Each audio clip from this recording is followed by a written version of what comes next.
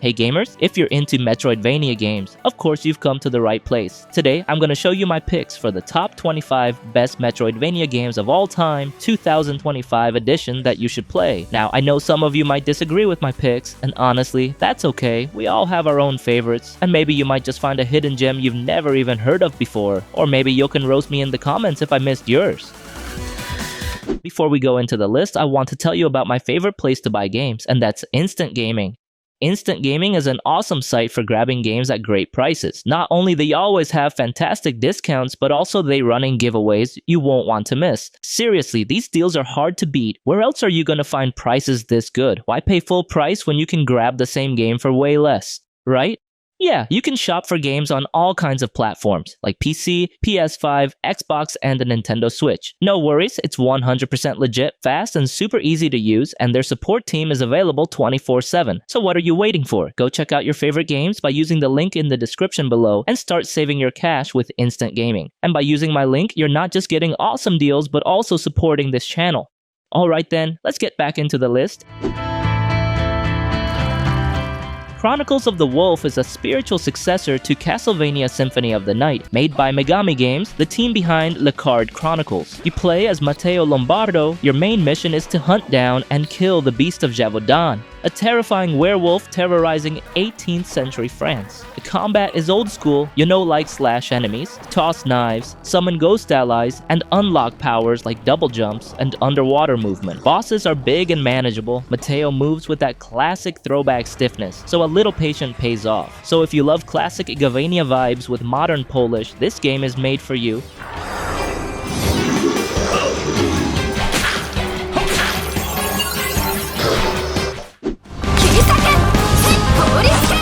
Frontier Hunter Erza's Wheel of Fortune is honestly pretty dope if you're into anime-style Metroidvanias. It's a 2.5D side-scroller with really slick, fast-paced combat. You can switch between 3 different characters, and each one has their own weapons and fighting style. It's really fun pulling off flashy combos, juggling enemies mid-air, and even stunning bosses when you time your moves right. As for gear, you can buy gear, but the best loot comes from exploring and discovering blueprints and materials. There's also a system called Magic Cores, which allows you to slot enemy cores into your gear for stat boosts and passive effects.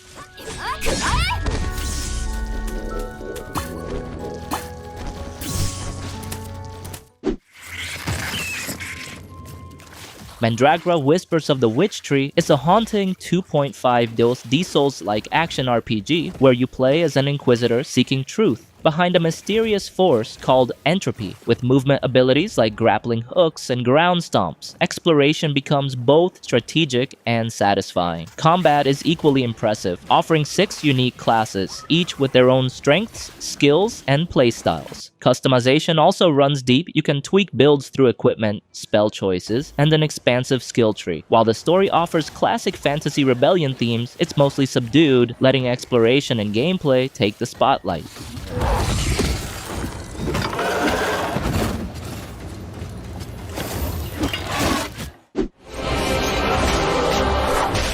The Last Faith is this awesome 2D pixel art Metroidvania with heavy Souls-like vibes. Imagine Castlevania and Dark Souls had a gothic love child and you're close. You wake up cursed with this creeping rot, and your journey through eerie cathedrals, swamps, and icy caves feels dark yet strangely captivating. Combat's pretty solid. You've got swords, guns, and magic with parries and dodges that feel weighty. There's a ton of build variety. You can go full melee brute, a spell slinging and mage, or mix both, which keeps replays fresh. Exploration's fun but can feel aimless at times.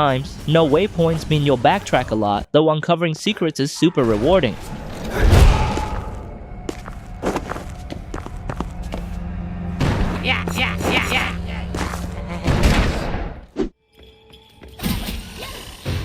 Afterimage is an absolutely stunning Metroidvania that drew me in with its art and atmosphere. You play as Renee, a girl who has lost her memories. With so much lore and places to explore, things can feel overwhelming at first, but once you get into the groove, they become extremely engaging. I liked how the game gives you a variety of weapons, swords, dual blades, and whips, and each one feels good in its own way, especially during boss fights. And if you enjoy secrets and exploration, as in Hollow Knight, you'll appreciate all the little hidden paths, and even a clever Easter egg that references it.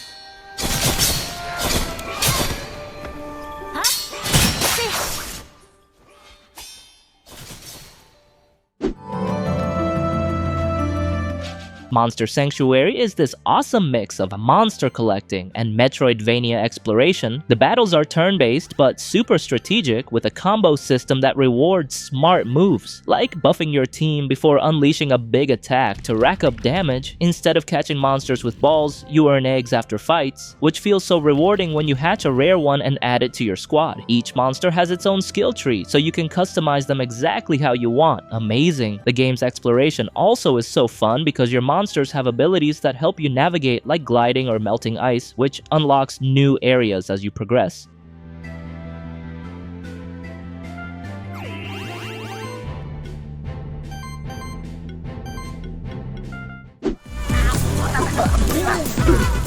Guacamelee 2 throws you back into the pants of retired luchador Juan as he is called back into action to save the Mexiverse once again. The combat is still super fun, fast, punchy, and full of flashy wrestling moves that feel satisfying to pull off. It also throws in some cool platforming puzzles, especially with the new dimension swapping mechanic that keeps you on your toes. It's especially fun with friends and 4-player co-op, even if it can get a bit chaotic on screen. If you liked the first game, Guacamelee 2 is a great excuse to dive back into the madness.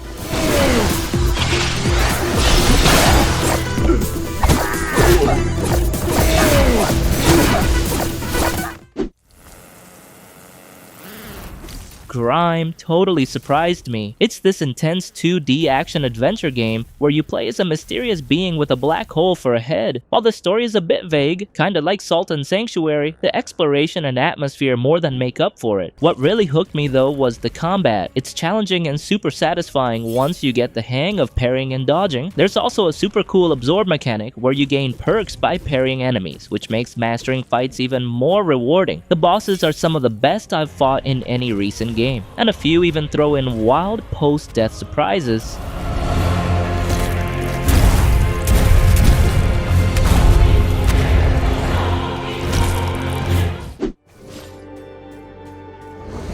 Moonscars is a 2D action game where you play as Grey Irma, a warrior made of clay on a quest to uncover the truth about her existence. The combat leans into that Souls-like style, so it's tough but super rewarding once you get the hang of it. Irma has some slick moves too. She can dash, wall jump, ground pound, and even cast spells called Witchery that add a cool layer of strategy. I won't lie, it took me a while to master the parrying system, but once it clicked, I felt like a total boss. There's this addictive loop of dying, grinding, upgrading, and trying again. Kind of like that just one more time energy you can't shake.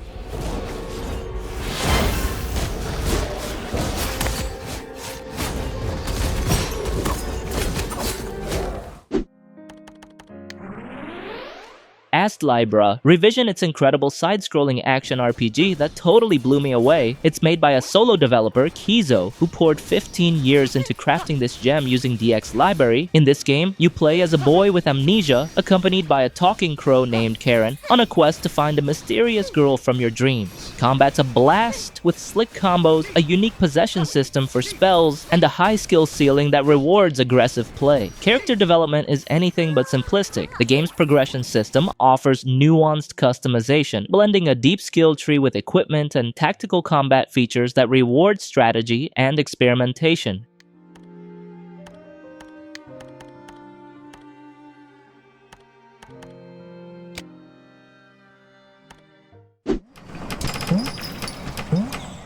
Animal Well is such a refreshing take on Metroidvanias. It's got this dreamy, surreal vibe where you play as a little blob exploring a surreal neon-lit world. What's wild is that there's no combat, but the game still feels super intense with its creepy animal encounters and moody synth music that kicks in at just the right moments. The puzzles are really clever too, not brain-melting, but smart enough to make you feel like a genius when you figure them out. Even though there were a few moments where backtracking after dying got a little annoying, the world is so fun to be in that I didn't really mind.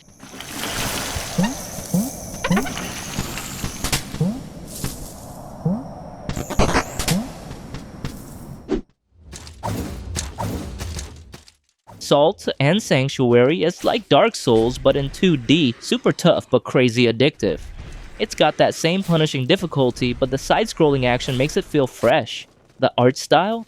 not super flashy, but the atmosphere is so dark and moody. You'll love the creepy monster designs. Every area feels handcrafted, and the armor or weapon variety is insane. Combat is so satisfying. You can dodge, parry, block, or even blast enemies with magic. It's deep but never feels unfair, just hard. There are hidden areas, cryptic NPCs, and weird lore sprinkled everywhere, so it's easy to get lost in the world. So if you love challenge plus exploration, this game's a gem.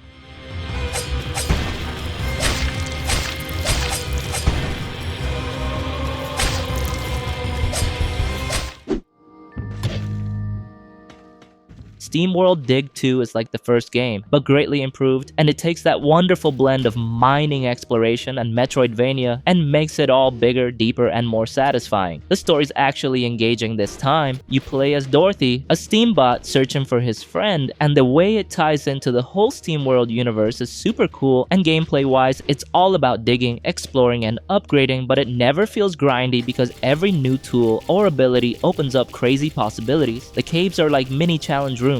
Some test your platforming skills, others your puzzle solving, and they're all super rewarding.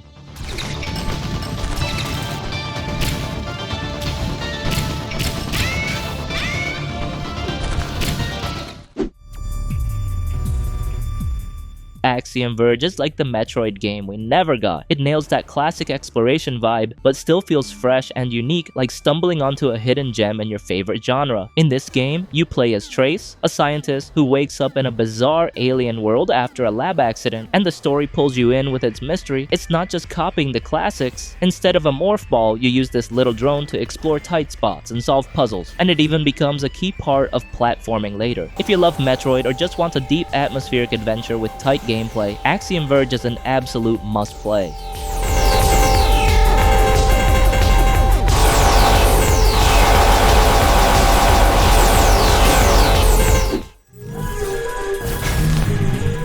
If you're looking for a standout Metroidvania, Aeterna Noctis is honestly one of the best indie surprises from 2021. You play as the King of Darkness, stuck in an endless war with the Queen of Light after being cursed with immortality by the god Chaos. The platforming is super tight, and the puzzle sections caught me off guard in the best way. The game movement gets smoother and more fun the longer you play. Dashing, wall jumping, casting magic, it's all there. Difficulty-wise, it's challenging, but fair. You'll die a lot, but checkpoints keep it from feeling cheap. Plus, retrieving your soul after death adds tension.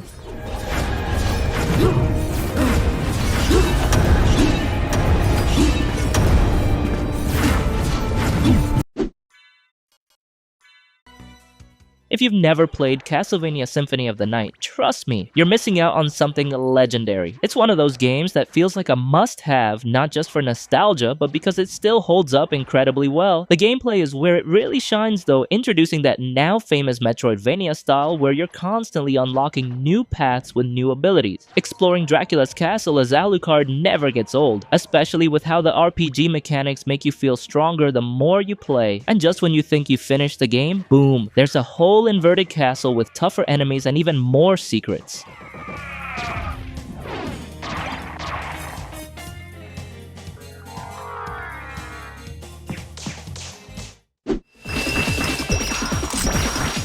Blade Chimera is 2025 Metroidvania that blends anime visuals with a dark cyberpunk vibe. You play as Shin, a demon hunter with amnesia who teams up with a shape-shifting demon girl named Lux. She's basically your main weapon and puzzle-solving partner. And the combat, it's fast. You can switch between guns and swords, and Lux helps you out with powers like barriers and traps. I loved how the game rewards exploration, like finding new gear and boosting your stats as you go. The soundtrack also deserves props. It shifts from moody synth when you're exploring to hype boss battle tracks that make fights feel even more intense.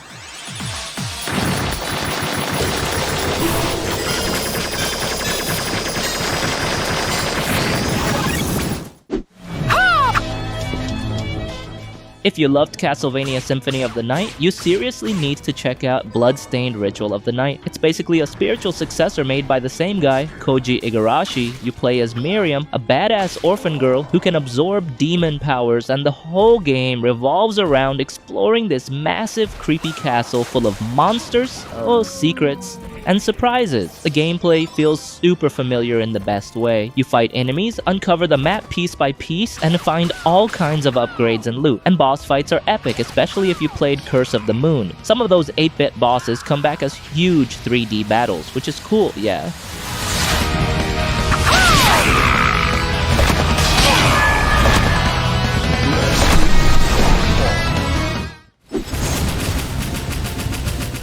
Ender Magnolia is a direct sequel to Ender Lilies, and in my opinion, it's much smoother and more polished. The story still takes place in the same world, Land of Fumes, but this time you play as Lilac, a mysterious girl who can purify homunculi. The combat is interesting because you can use up to 4 homunculi at once, each with different fighting styles like melee, ranged, or support. And the boss fights designs are cool, the attack patterns are challenging but not frustrating. The map feature is also super helpful because every area you fully explored turns blue, very satisfying for players who love 100% exploration.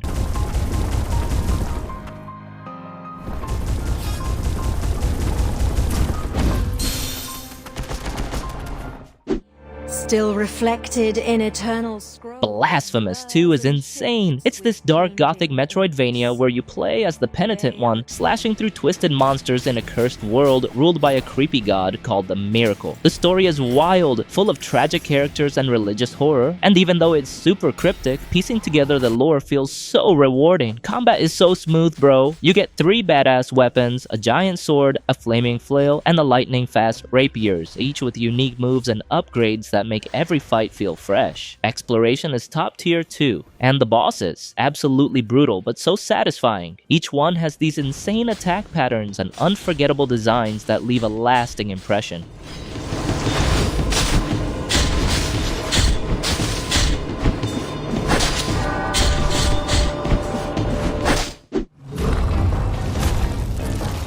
Metroid Dread might actually be the best Metroid game ever on Nintendo Switch, and I don't say that lightly. You play as Samus again, and this time, she's exploring the planet ZDR, which is full of gorgeous, detailed environments and creepy alien vibes. The gameplay is buttery smooth, Samus has crazy new moves like the Spider Magnet and Flash Shift, and the parry system, it makes you feel like an unstoppable badass. Also, they added stealth mechanics that making so intense. Seriously, if you love action-adventure games, this is a must-play. It's slick, challenging, and just pure fun.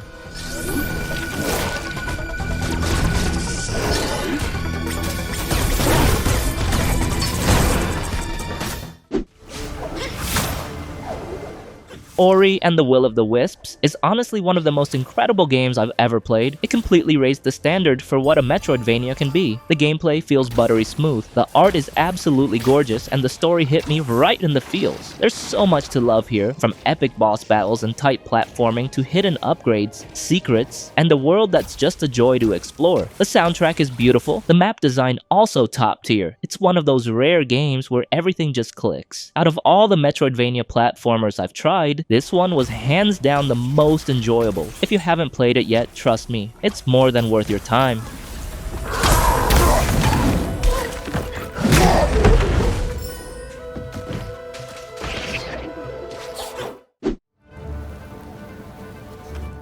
Have you played Prince of Persia: The Lost Crown yet? It's an incredible Metroidvania that totally reinvents the franchise with fast-paced combat and mind-blowing platforming. The story follows Sargon, an elite warrior trying to rescue the kidnapped prince in a time-bending world called Mount Quoth. The combat feels so fluid with swordplay, time powers, and special abilities that let you pull off insane combos, almost like a 2D Devil May Cry. The platforming, maybe it starts simple, but gets crazy later, with all these time-bending mechanics that test your reflexes. And the boss fights, hell, they're intense, forcing you to learn patterns like a Souls game, but with way more mobility.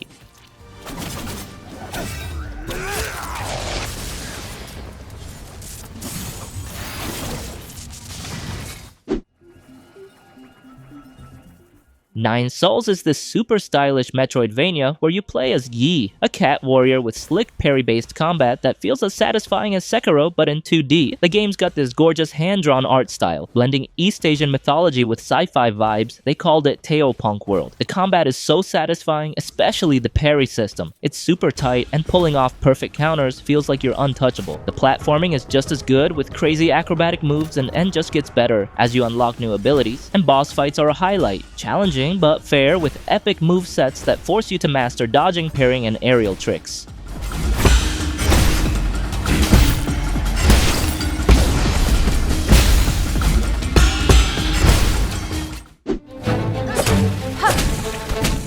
Yup, I know very well that Silksong hasn't been released yet, but what I know is that Silksong will be released on December 24th, 2025, and hopefully the game won't get delayed again like before. You play as Hornet this time, the princess protector from the first game, who gets kidnapped and dumped into a creepy new kingdom called Farloom. The gameplay looks even smoother, Hornet's crazy agile, flipping around like a ninja, and combat feels faster with new silk-based abilities. There's so much new stuff, 150 plus enemies, giant bosses, and even crafting tools and weapons from materials you scavenge. So are you ready with Silksong in this 2025?